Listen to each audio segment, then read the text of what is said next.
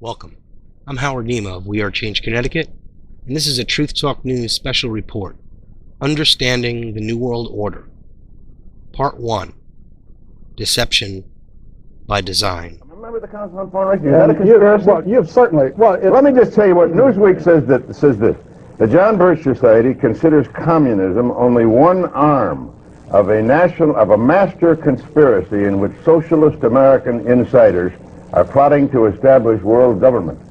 Now, it also says, and here's Director John McManus, that's your public relations director, saying that former Secretary of State Alexander Haig and CIA Director William Casey are two of these master conspirators who are plotting to establish world government. Now, what do you that kind of silly, asinine statement is what makes people laugh. That's the John Birch Society. Well, Tom, I'm sure being a long-standing member of the Rockefeller apparatus and as a member of the Council on Foreign Relations of longstanding, you're fully aware that there is an elitist core in this country that has seen value in subsidizing communism or protecting communism. It has? Sure. You're accusing me of subsidizing communism? No, I'm saying because I happen to belong to a there is an elite core study group. No, wait a minute. There is an elite core in this country that has dominated American society. Well, I'm not one of them. The Trilateral Commission. The Trilateral Commission, Council on Foreign Relations. State Department, I suppose. Well, let's face it, they've dominated the State Department for 40 years, and pretty much openly so. It's good to have an outpost of the Council right here down the street from the State Department. We get a lot of advice from the Council, so this will mean I won't have as far to go to be told what we should be doing and how we should think about the future. But what are they trying to do? Well, their objective is to try to bring about a gradual transition in our society, a dissolving of sovereignty, and a moving steadily to the left on the political spectrum. Well, who are they?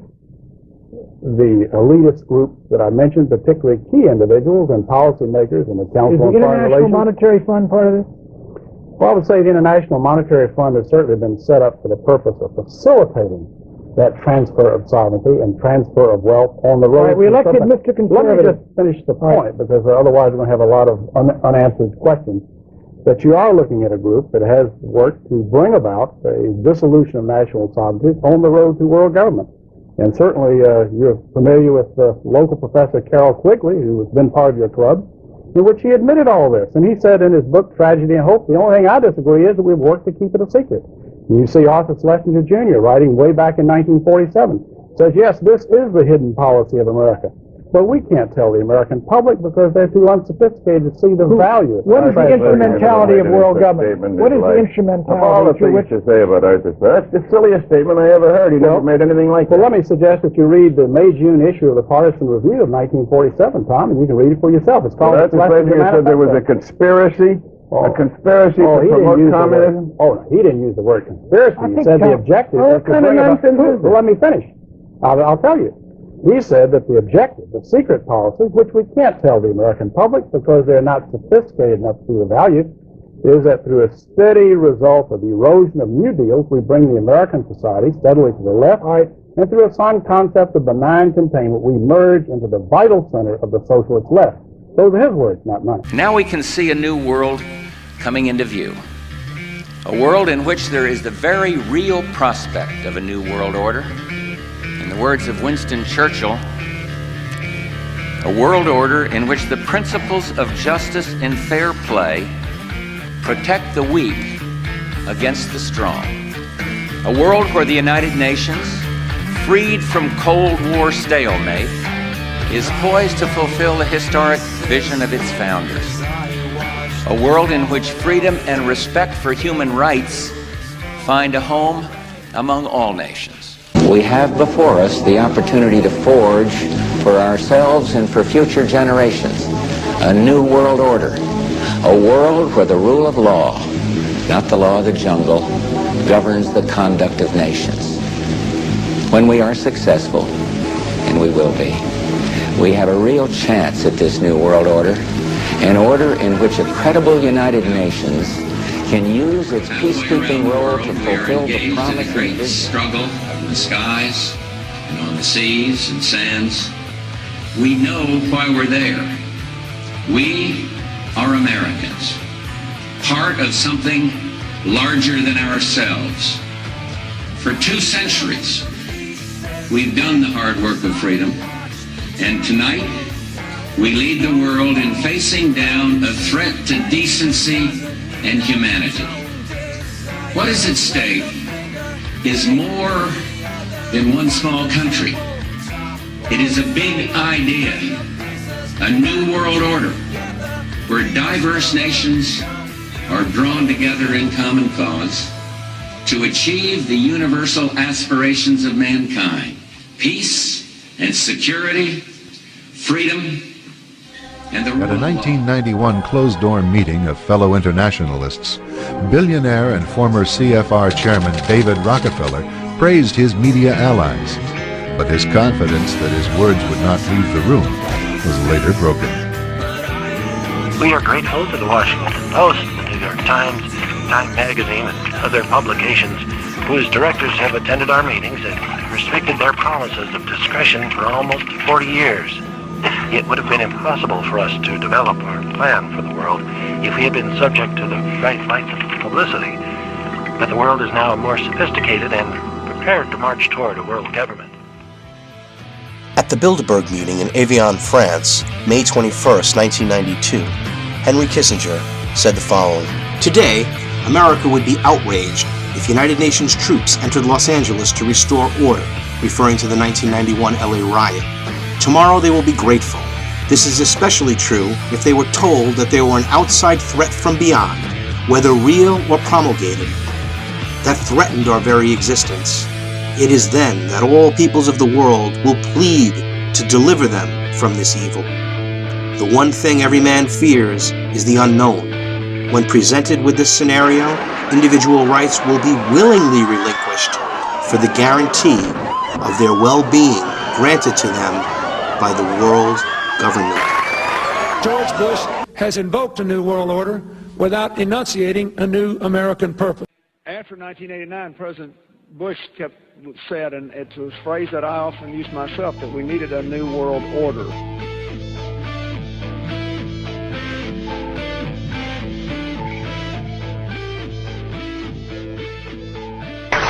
We would like to bring you a message from the First Lady of the United States, Hillary Rodham Clinton. Good evening and congratulations, Walter, on receiving the World Federalist Association's Global Governance Award. For more than a generation in America, it wasn't the news until Walter Cronkite told us it was the news. Thousands of years now have we humans been what we insist on calling civilized. And yet, in total contradiction, we also persist in the savage belief that we must occasionally at least settle our arguments by killing each other. Pat Robertson has written in a book a few years ago that we should have a world government, but only when the Messiah arrives. He wrote, and literally, any attempt to achieve world order before that time must be the work of the devil. Well, join me. I'm glad to sit here at the right hand of Satan. There is a chance for the President of the United States to use this disaster to carry out what his father, a phrase his father used, I think, only once, and hasn't been used since, and that is a new world order. This is a moment to seize. The kaleidoscope has been shaken. The pieces are in flux. Soon they will settle again. Before they do, let us reorder this world around I quote from David Rockefeller's own book, Memoirs. "For more than a century, ideological extremists at either end of the political spectrum have seized upon well-publicized incidents, such as my encounter with Castro, to attack the Rockefeller family for an inordinate influence they claim we wield over American political and economic institutions." Side note, the Rockefellers have such a pull with the communists of the world that it's incredible. They fund communists, they fund fascism, they love communists, they love China. In fact, David Rockefeller called Mao Zedong one of the greatest leaders in history, the man who slaughtered 80 million or 60 million of his own people. They believe in the China model for the United Nations. You believe deeply in your system, and we believe just as deeply in our system. It is not our common beliefs that have brought us together here, but our common interests and our common hopes.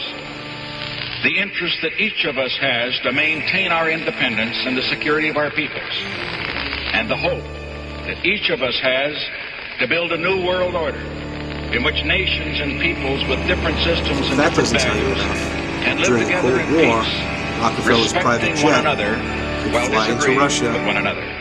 unobstructed, without any need for clearance, anytime he wanted.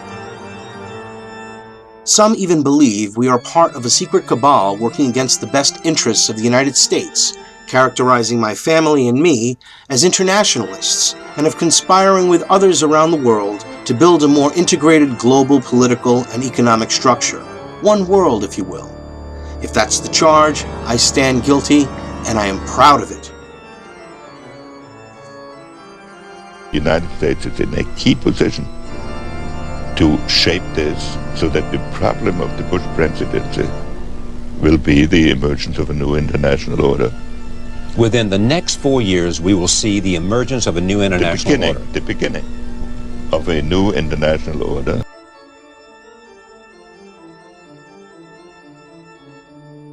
In this new century, Americans and Europeans alike will be required to do more, not less.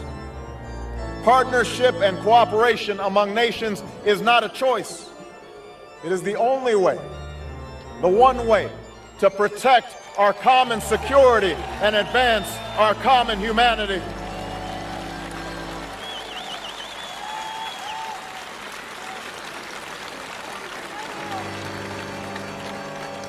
That is why the greatest danger of all is to allow new walls to divide us from one another. The walls between old allies on either side of the Atlantic cannot stand. The walls between the countries with the most and those with the least cannot stand. The walls between races and tribes, natives and immigrants, Christians and Muslims and Jews cannot stand. These now are the walls we must tear down. I think its task will be to develop an overall strategy for America in this period when really a new world order can be created. It's a great opportunity. It isn't just a crisis. Obama and British Prime Minister Gordon today calling for a new world order to tackle our global economic crisis. President Obama said globalization can be an enormous force for good.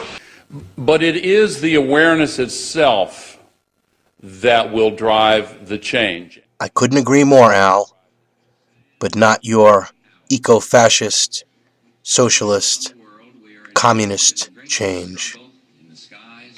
Restoration of the Republic, freedom, the right to life, liberty, and the pursuit of happiness. Part of something larger than ourselves. And one of the ways it will drive the change is through global governance and global agreements. After many years of having U.S. companies in Mexico, this is the way Mexican workers live all around big new U.S. plants.